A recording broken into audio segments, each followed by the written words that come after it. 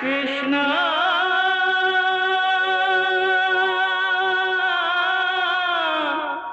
कृष्णा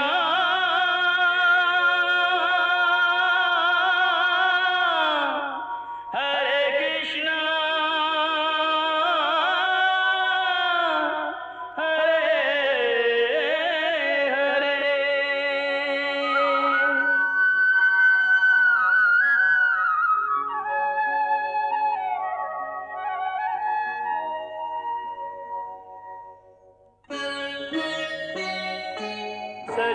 सच्चिदानंद रूपाय विश्वोत्पत्त्यादि Hathaway तापत्रय विनाशाय श्री कृष्णाय वयं नमः।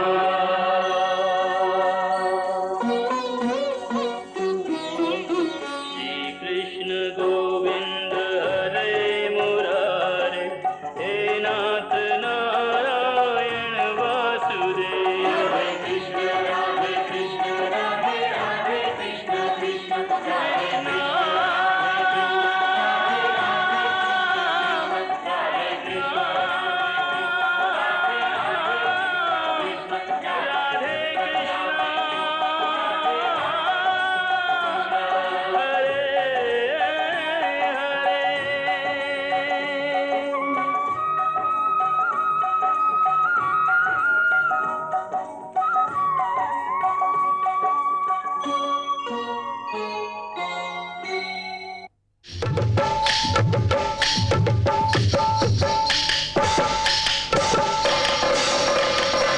आधारे थोड़ा सा प्यार दे, चरणों में बैठा के तार दे। ओ गोरी घूंघट उघार दे, प्रेम की भिक्षा झोली में डाल दे।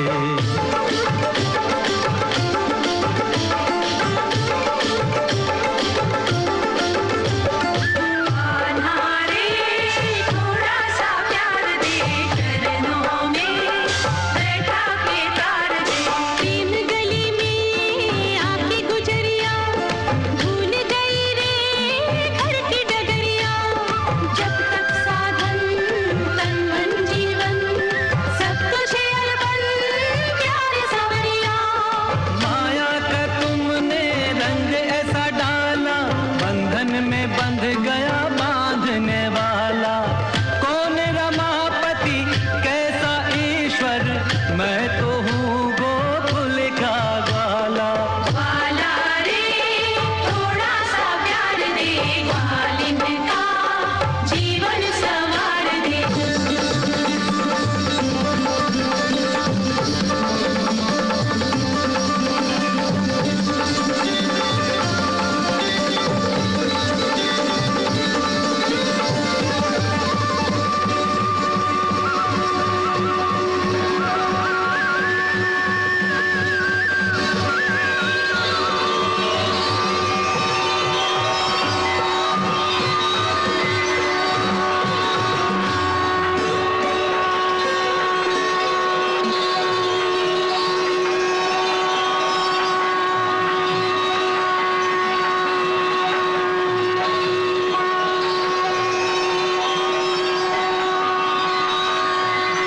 पिछले अंक में आपने महारास का आनंद लिया।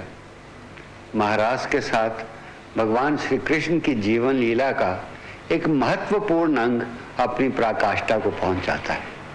असल में महारास का अर्थ है जीवात्माओं का परमात्मा से मिलन, और ऐसा मिलन जहां आत्मा और परमात्मा का भेद मिट जाता है और आत्मा को लगता है कि वो स्वयं ही परमात्मा है। या ऐसा भी कह सकते हैं कि जब आत्मा का अपना अस्तित्व परमात्मा के श्री चरणों में ही विलीन हो जाता है तो बच जाता है केवल परमात्मा। परंतु कई भक्त इस प्रकार अपना अस्तित्व मिटाकर मुक्ति नहीं चाहते।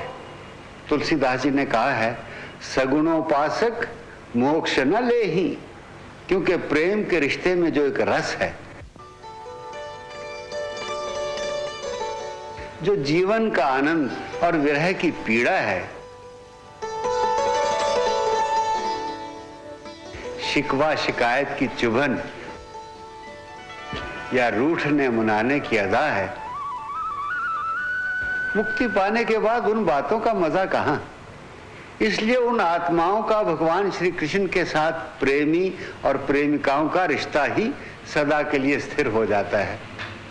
और जिस प्रकार हर प्रेमिका चाहती है कि उसका प्रेमी केवल उसी का हो, उसका प्यार भी केवल उसी का हो, वो बटा हुआ प्रेमी नहीं चाहती, उसी प्रकार महारास में सब गोपियों को अपना अपना कृष्ण अलग अलग मिलता है।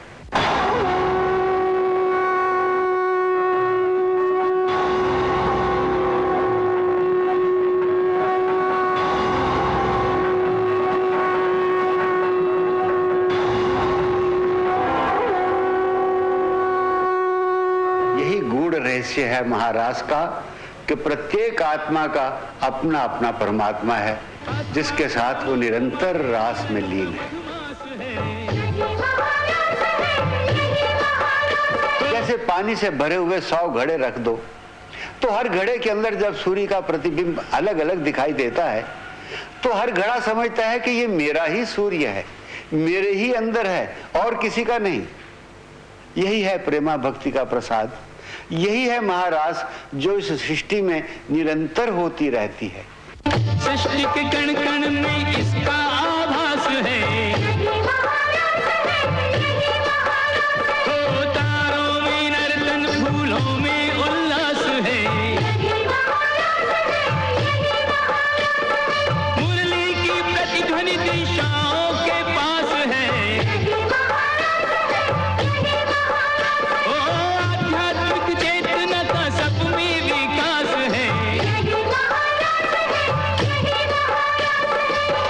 लीला योग में भोग एवं भोग में योग की व्याख्या का मूर्त रूप है।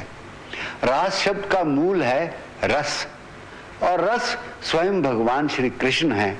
रसो वैसा भगवती श्री प्रिया राधा प्रकृति अथवा कुंडलिनी शक्ति, श्री कृष्ण परमात्मा अथवा पुरुष है।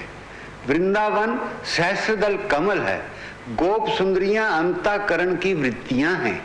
श्री कृष्ण की मुरली की श्रुति मधुर संकृति प्रणव का वो नाद है जिसे योगी सुनते हैं। अतः जब प्रेम लीलाओं का वर्णन होगा तो अंततः उसका प्रदर्शन तो मानवीय स्तर पर ही होगा। जब सूरदास कहते हैं साम श्यामा कुंज बनावत, भुज भुज कंठ परस्पर दीन, ये छवि उन्हीं पावत।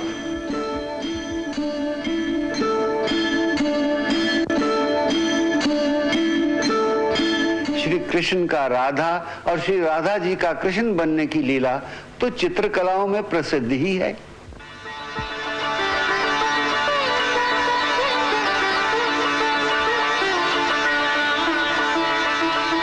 उसी प्रकार उनका दिव्य प्रेम भी राधा और कृष्ण की भौतिक प्रेम लीला के बिना नहीं समझाया जा सकता। कुछ रिसर्च स्कॉलर्स का कहना है कि राधा कृष्ण की उपासना पहले अलग अलग होती थी। दोनों की युगलोपासना निम्बार्क संप्रदाय की ही देन है। हमारे युग के महान दार्शनिक डॉक्टर राधा कृष्णन ने भी लिखा है कि in Nimbarka Krishna and Radha take place of Narayana and his consort. आगे चल के डॉक्टर राधा कृष्णन एक बड़े महत्व की बात कहते हैं कि भक्ति इज नॉट मेडिटेशन और उपासना, बट भक्ति इज लव एंड डिवोशन। यहां डॉक्टर राधा कृष्णन ने भक्ति की व्याख्या करते हुए मेडिटेशन और डिवोशन में जो अंतर रखा है वो बड़ा महत्वपूर्ण है। इससे यह सिद्ध होता है कि उपासना को भक्ति नहीं कहते, वरन भक्ति प्रेम का ही प्रतीक है और श्री राधा जी तो स्वयं प्रेम का ही पूर्ण स्वरूप है। अब आगे चल के श्री कृष्ण की राजनैतिक लीलाओं और महान यादव जाति के वीरों का आतताई कंस से लोहा लेने का समय आ रहा है। आने वाली घटनाओं की छाया अब कंस को भयभीत करने लगी है।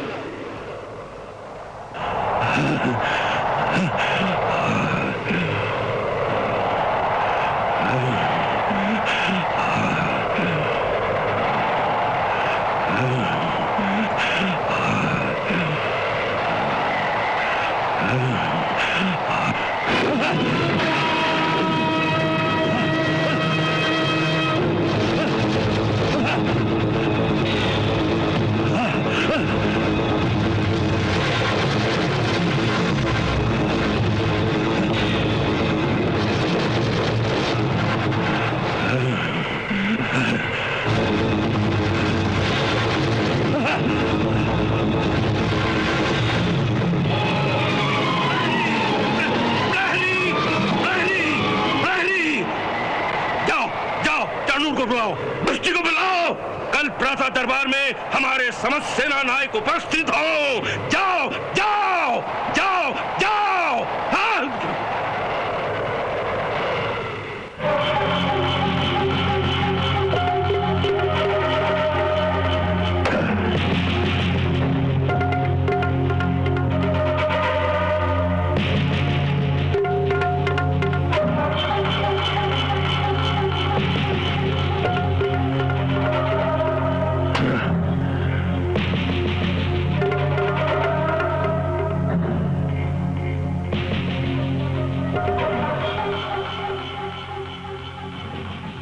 महाराज कंस, हमने आपके इस भयानक स्वप्न का विवरण भी सुन लिया और मथुरा के महापंडित सत्यक जी की धारणा भी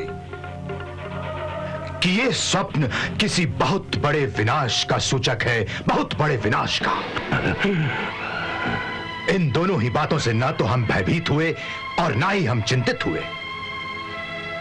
परंतु हमें चिंता हो रही है केवल आपकी इस दशा को देखकर। वो परमवीर कंस जो आज तक तीनों लोकों में अपनी विजय दुंदुभी को बजाता आया है, जिसकी एक गर्जना से देवताओं तक के हृदय कांप उठते हैं, वही शेर की तरह दहाड़ने वाला कंस आज हमें पहली बार स्वयं डरा हुआ दिखाई दे रहा है मित्र, स्वयं डरा हुआ। इससे पहले भी हमने कई बार आपको चिंतित देखा है, परंतु इस प्रकार भयभीत कभी नहीं देखा मित्र, कभी नहीं। इसी बात ने हमें चिंता में डाल दिया है मित्र, इसी बात ने, क्योंकि युद्ध नीति कहती है कि शत्रु को जीतने का सबसे पहला गुर यह होता है कि उसे भयभीत कर दो, उसके हृदय में डर पैदा कर दो मित्र, डर। इससे उसकी शक्ति आधी रह जाती है। डरा हुआ योद्धा रण में जाने से पहले ही बाजी हार चुका होता है, किंतु ऐसा व्यक्ति जिसके हृदय में ना कोई डर हो ना कोई भय हो और वो चारों तरफ से शत्रुओं से घिरा भी हो, तो भी वो अपनी वीरता, हिम्मत और साहस के जोर पर लड़ाई को जीत सकता है। इसलिए सबसे पहला काम तो आप ये करिए मित्र कि अपने हृदय से इस भय को, इस डर को निकाल दीजिए मित्र, निकाल दीजिए। इस डर को कैसे निकाल दूं मित्र, कैसे निकाल दूं?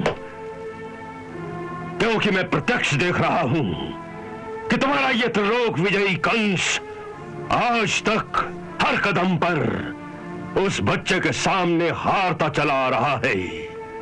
उसके सामने हमें अपनी हर चाल में मात खानी पड़ रही है। उसने हमारे परम शक्तिशाली योद्धाओं का एक एक करके संहार किया। वो चाहता तो अब तक हमारा भी संहार अवश्य कर सकता था, पर ऐसा नहीं किया उसने। हमने पहले भी कहा था, हमने पहले भी कहा था, ऐसा लगता है कि वो हमारी हंसी उड़ा रहा है, हमारे साथ खिलवाड़ कर रहा है। हाँ, या फिर हमारा एक एक अंग काट काट कर हमें तड़पा तड़पा कर मारना चाहता है। हाँ, ये ऐसा ही खेल है जैसे एक शेर किसी हिरन को मारने से पहले उसे थोड़ा थोड़ा भागने दे, फिर उसकी एक टांग काट खाए और उसे थोड़ा और भागने दे, फिर उसकी दूसरी टांग काट खाए, फिर भागने दे, फिर उसकी गर्दन जख्मी कर दे, फिर उसकी कमर तोड़ दे, यहां तक कि वो हिरन थक हार कर स्वयं ही उसके सामने धरती पर लेट जाए, जैसे कि लो भैया अब खा लो मुझे, खा लो।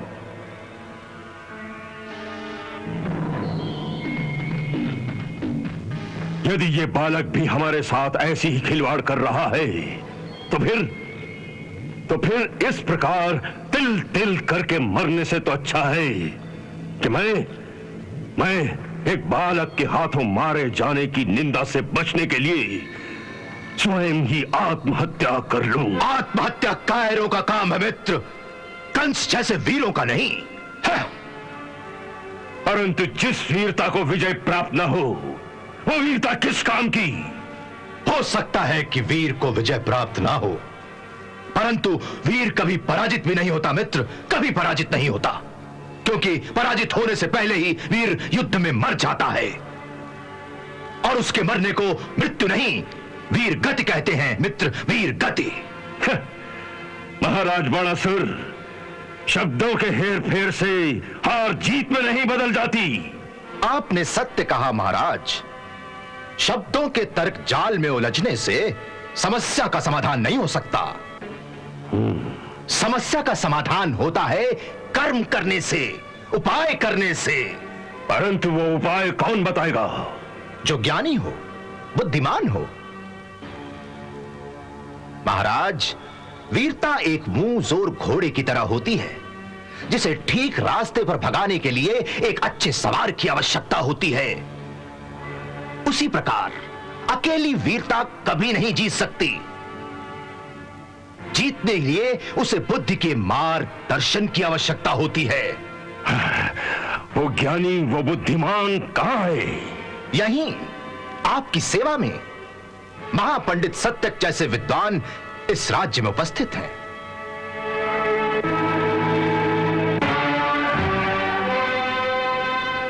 ये बुद्धिमान पुरोहित स्वयं दैत्यों के गुरु महान शुक्राचार्य जी के प्रिय शिष्य हैं।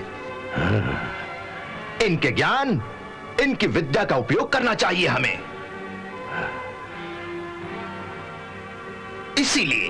इसीलिए आज मैंने इन्हें यहां इस सभा में बुलाया है।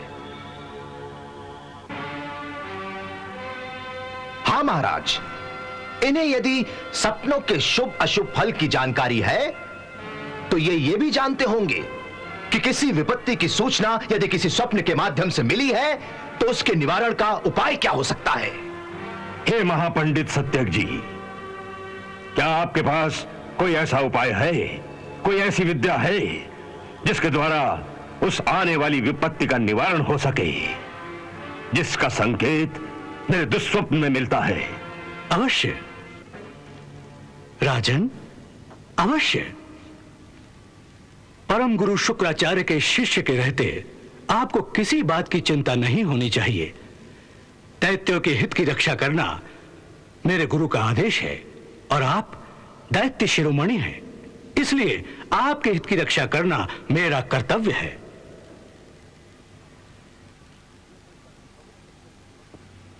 यह सुनकर हम बहुत प्रसन्न हुए।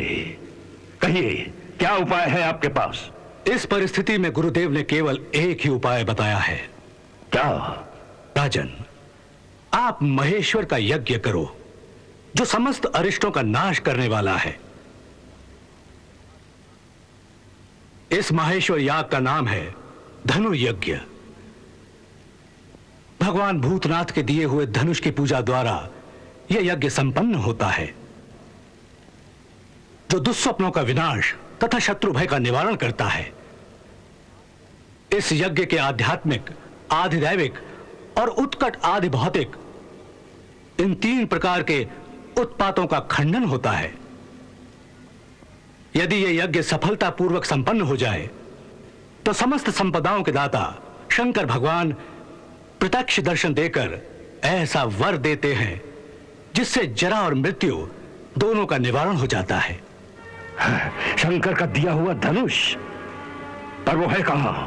आपको शायद ज्ञात नहीं, अथवा महाराज उग्रसेन ने नहीं बताया होगा कि वो धनुष कई पीढ़ियों से मथुरा के राजकुल के पास है।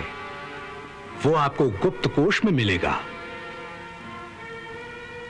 पूर्व काल में वो महान पाशुपत धनुष नंदीश्वर को स्वयं पशुपतिनाथ से प्राप्त हुआ था।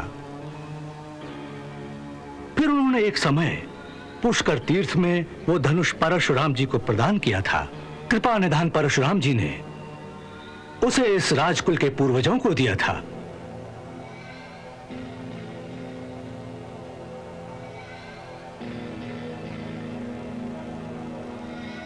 त्रिपुरारि ने उसी धनुष के द्वारा त्रिपुरासुर का वध किया था। राजन, ऐसे 2 ही धनुष थे। एक त्रेता में राम के द्वारा तोड़ा गया और एक मथुरा के राजकुल के पास है। यदि उस धनुष की पूजा निर्विघ्न कर सके तो आपका कभी अनिष्ट नहीं होगा। इस यदि शब्द का प्रयोग क्यों कर रहे हैं आप? क्या उसकी पूजा निर्विघ्न होने में आपको कोई शंका है? नहीं महाराज, क्योंकि यह धनुष इतना कठोर है कि महाबली शेषनाग, सूर्य और कार्तिकेय भी नहीं झुका सकते। फिर भी क्या? गुरुदेव ने कहा था कि यदि यज्ञ के बीच में यह धनुष टूट जाएगा तो यजमान का नाश हो जाएगा।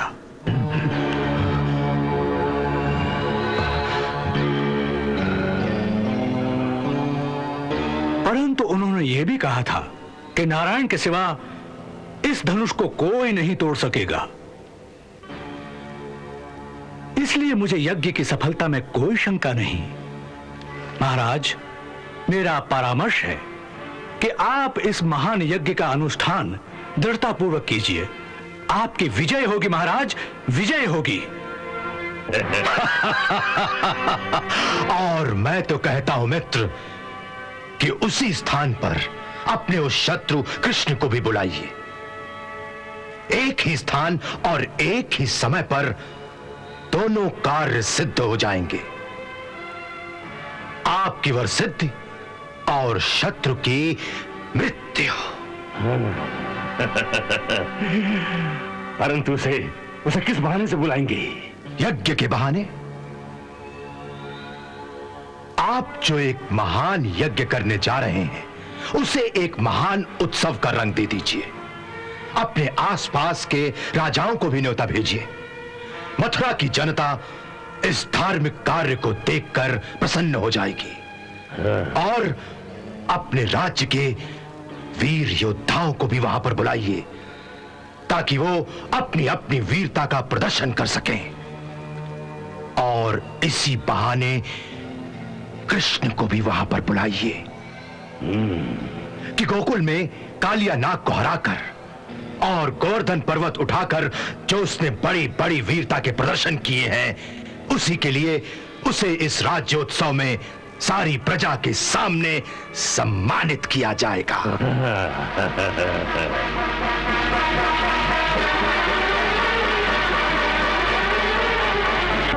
क्या चाल है, क्या चाल है!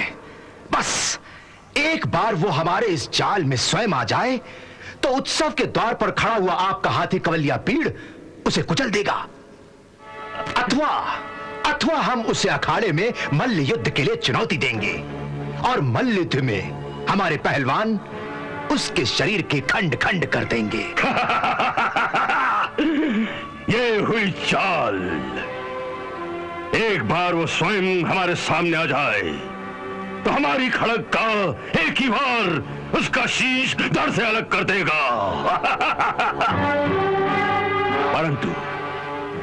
परंतु क्या? परंतु हमारे न्योते पर वो आएगा नहीं। न्योता उसकी ओर से जाए जिसकी बात वो टाल न सके।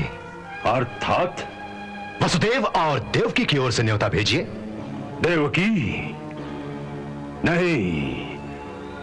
नहीं, देवकी मर जाएगी, परंतु ऐसा कभी नहीं करेगी। उसने तो अभी तक यह भी स्वीकार नहीं किया कि वो उसका पुत्र है। उसका सर उड़ा दीजिए। नहीं, जनता भड़क जाएगी। ये चाल खतरनाक है। सब खेल बिगड़ जाएगा।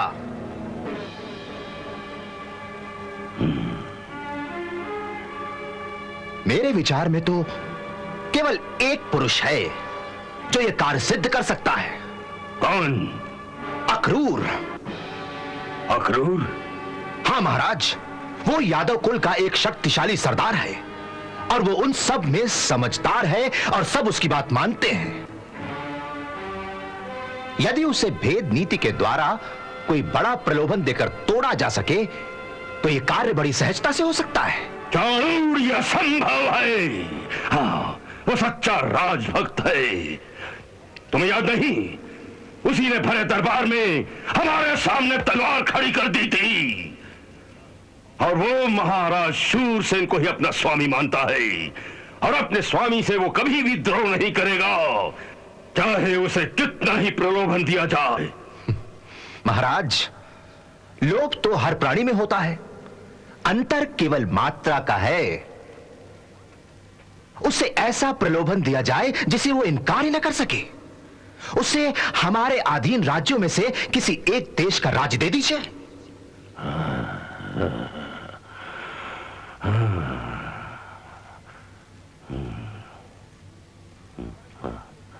वो राजभक्त है, परंतु अंधविश्वासी भी नहीं। वो पूरा राजनीतिक है, और एक सच्चे राजनीतिक की भांति वो महत्वाकांक्षी भी है। उसकी महत्वाकांक्षा पूरी कर दीजिए, वो आपका साथ देगा। फिर यह कार्य बड़ी सहजता से हो सकेगा, क्योंकि सब उसकी बात मानते हैं। और मेरे गुप्तचरों की सूचना के अनुसार कुछ दिन पहले ही वो गोकुल गया था कृष्ण से मिलने। वही उसे बहला फुसलाकर यहां ला सकता है। और यदि वो ना माना तो, यदि भेद नीति से काम ना चले तो दंड नीति का प्रयोग किया जाएगा। चाणूर, तुम्हारी बात में वजन है। अक्रूर को बुलाया जाए। अक्रूर से मिलने की क्या आवश्यकता पड़ी?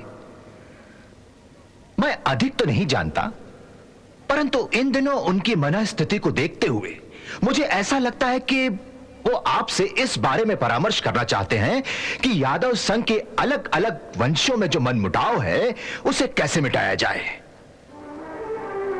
जिससे मथुरा का राज्य समृद्ध और सुदृढ़ हो सके। यह तो बड़ी अच्छी बात है, यदि वो सचमुच ऐसा सोचने लगे हैं। हम सचमुच यही चाहते हैं अक्रूर जी। विराजिए।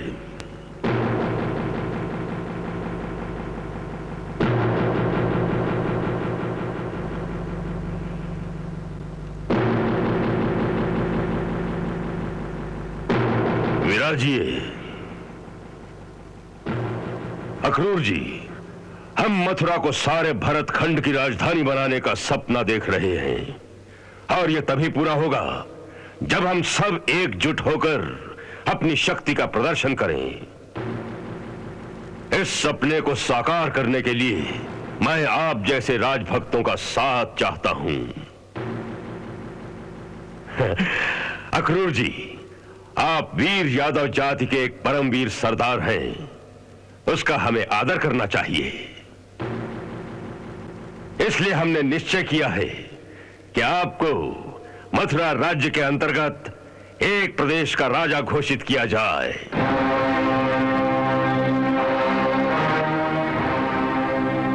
और यह घोषणा अगले महीने मथुरा में होने वाले महान उत्सव में हम स्वयं करेंगे। उत्सव? हाँ, हमने विद्वान आचार्य जी के कहने पर एक महान माहेश्वर यज्ञ करने का निश्चय किया है, जिसमें उस दिव्य धनुष की पूजा होगी जो स्वयं परशुराम ने हमारे पूर्वजों को प्रदान किया था। उस उत्सव में देश विदेश के राजाओं को निमंत्रित किया जाएगा, और उन सब के सामने हम आपको उस प्रदेश का राजा घोषित करेंगे। हमारा तो ये भी विचार है कि उसी शुभ अवसर पर सारी प्रजा के सामने आपका राज तिलक किया जाए, जिससे दूसरे यादव सरदारों का उत्साह भी बढ़े, और जो लोग किसी भी कारणवश हमसे और मथुरा से दूर चले गए हैं वो वापस लौट आए, और हम सबकी सामूहिक शक्ति एक होकर राज्य की उन्नति और वृद्धि के काम आए। वाह वाह महाराज वाह! आज आपके मुखारविंद से देश हित की ऐसी योजनाएं सुनकर मेरा हृदय तो उत्साह से भर गया है। महाराज, यदि इस महान लक्ष्य की ओर हम सब मिलकर कदम बढ़ाएं, तो निश्चय ही मथुरा का साम्राज्य भरतखंड का सबसे महान और सबसे शक्तिशाली राज्य बन सकता है। अवश्य अवश्य बन सकता है। हमें बहुत प्रसन्नता हुई कि आप हमारी योजना से पूरी तरह सहमत हैं। पूरी तरह से सहमत हूं महाराज, पूरी तरह से। मुझे पूरा विश्वास है जब दूसरे यादव सरदारों को मैं आपके इन विचारों से अवगत कराऊंगा तो वो भी तत्काल इससे सहमत होकर एक झंडे तले एकत्रित हो जाएंगे। हाँ। परंतु महाराज, आपको इन योजनाओं में थोड़ा सा संशोधन करना पड़ेगा। कहिए। ये जो आपने मुझे एक प्रदेश का राजा घोषित करने की बात कही है ये उचित नहीं है महाराज। क्यों? मैं इस सम्मान के योग्य नहीं हूं।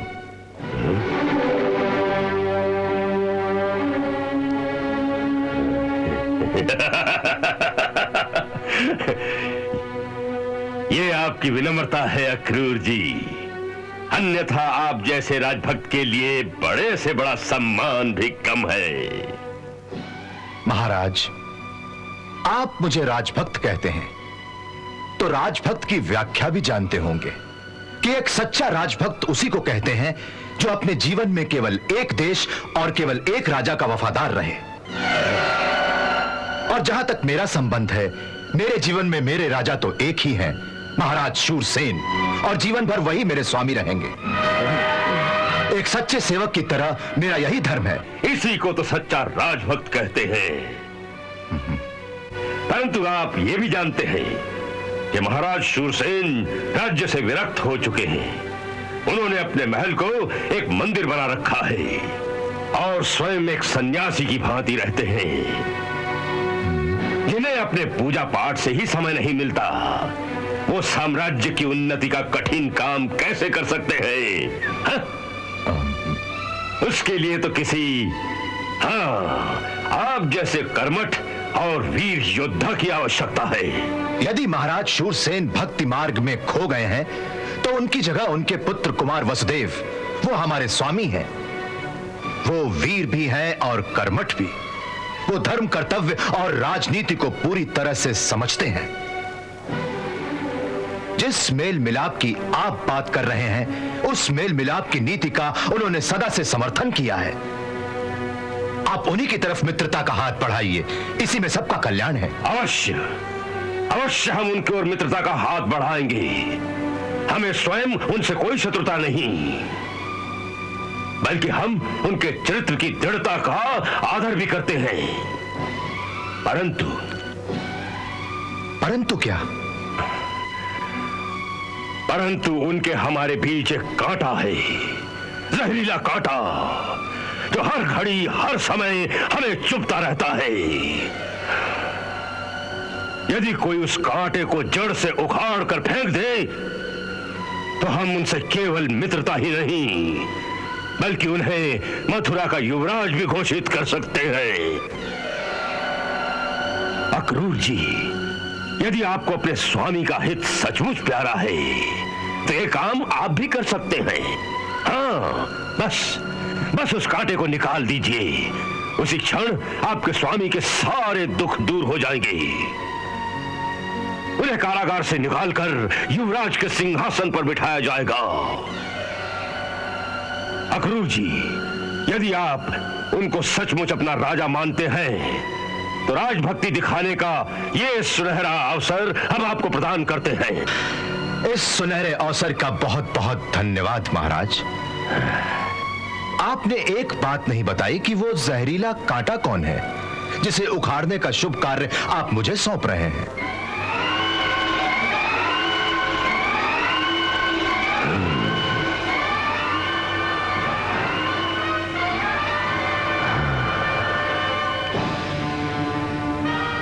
देवकी और वसुदेव का 8वां पुत्र कृष्ण।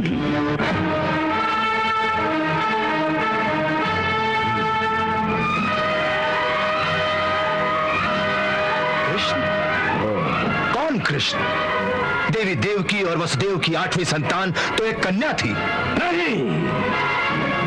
नहीं, वो उनकी 8वीं संतान नहीं थी, वो बाहर से लाई गई थी। वास्तव में उनकी 8वीं संतान एक बालक था जिसे वसुदेव रातों रात नंदगोप के घर छोड़ आया था। ये वही कृष्ण है। ये बात सच है, इस बात का आपके पास क्या प्रमाण है? देवर्षि नारद का वचन। नारद स्वयं ये रहस्य मुझे बताकर गया है। हाँ, और नारद जैसा देवता कभी झूठ नहीं बोल सकता। हाँ। महाराज कंस, आपने देवी देवताओं को सच मानना कब से शुरू कर दिया?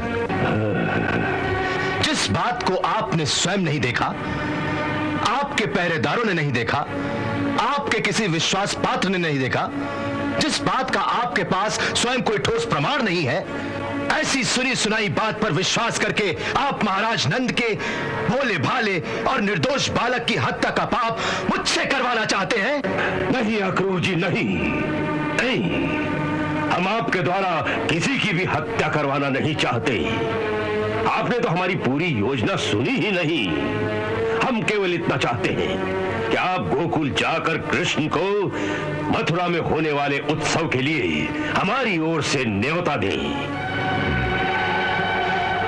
और आप स्वयं उसे साथ लेकर आए। मगर क्यों? क्योंकि उस उत्सव में हम अपने राज्य के प्रमुख वीरों का सम्मान करना चाहते हैं। और हमने सुना है कि इस बालक ने कालिया जैसे जहरीले नाग को अपनी वीरता से परास्त करके जमुना से भगा दिया था। ऐसे वीर बालक का सारी प्रजा के सामने हम सम्मान करना चाहते हैं अक्रूर जी। नहीं महाराज कंस, नहीं। आप सम्मान करना नहीं चाहते, बल्कि इस बहाने उसे यहां बुलाकर उसकी हत्या करवाना चाहते हैं आप। नहीं अक्रूर जी, इसे हत्या नहीं कहते, बल्कि राजनीति की भाषा में इसे शत्रु दमन कहते हैं। आप तो स्वयं राजनीतिज्ञ हैं। आप जानते हैं कि राजनीति में शत्रु का वध करना ही धर्म है। इतिहास में शत्रु का वध करने वाला वीर कहलाता है। जो वीर होता है वो अपने बराबर के शत्रु को युद्ध भूमि में सामने आकर ललकारता है, क्या उसे मारता है या स्वयं मर जाता है, वही वीर कहलाता है। परंतु एक छोटे से निरीह निर्दोष बालक को आप जैसा महान योद्धा इस प्रकार धोखे से बुलाकर उसकी हत्या करना चाहता है। इसे ना तो वीरता कहते हैं और ना कोई नीति इसका समर्थन कर सकती है। अक्रूर जी, आपकी ये दलील हमारे किसी काम की नहीं। हाँ, वो बच्चा है या बड़ा हमारा शत्रु है। आकाशवाणी के अनुसार वो हमारे प्राणों का संहारक है। इसलिए नीति से या अनीति से किसी भी प्रकार उसे मारना है। ये महापाप है, ये धर्म है। जो आपके प्राणों का शत्रु हो उसे मारना ही धर्म है। इसे आप धर्म कहते हैं? हाँ, अपने प्राणों की रक्षा करना ही मनुष्य का सबसे बड़ा धर्म है। और इस धर्म का पालन करने के लिए हम आपकी सहायता मांग रहे हैं। क्षमा करें महाराज, वीरता की जो व्याख्या आपने की है उससे मैं सहमत नहीं हो सकता हूं। इसे ना मैं धर्म मानता हूं और ना ही वीरता, और ऐसे जघन्य पाप में मैं आपका साथ नहीं दे सकता हूं।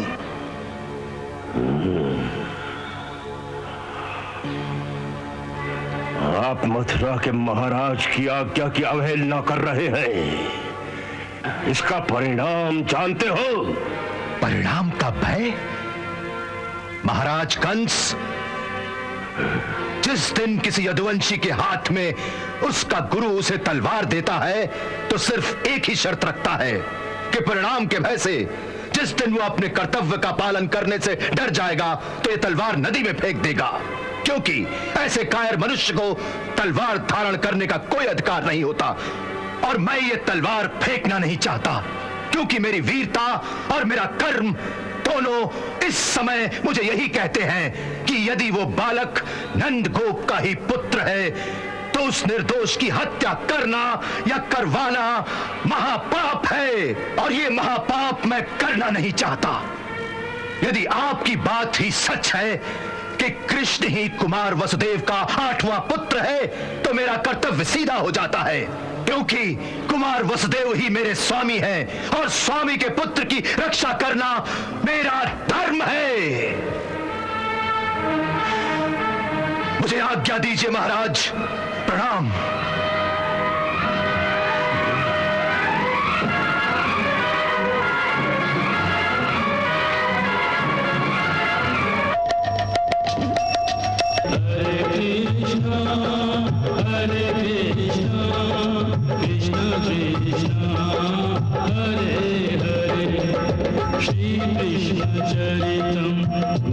गुणानुवादं तत्प्रेरणाहं करोमि मम भावगीतं हृदयस्य प्रीतं त्वत्पद्मपादे समर्पयामि। हरे राम राम राम हरे हरे, हरे कृष्ण कृष्ण कृष्ण हरे हरे।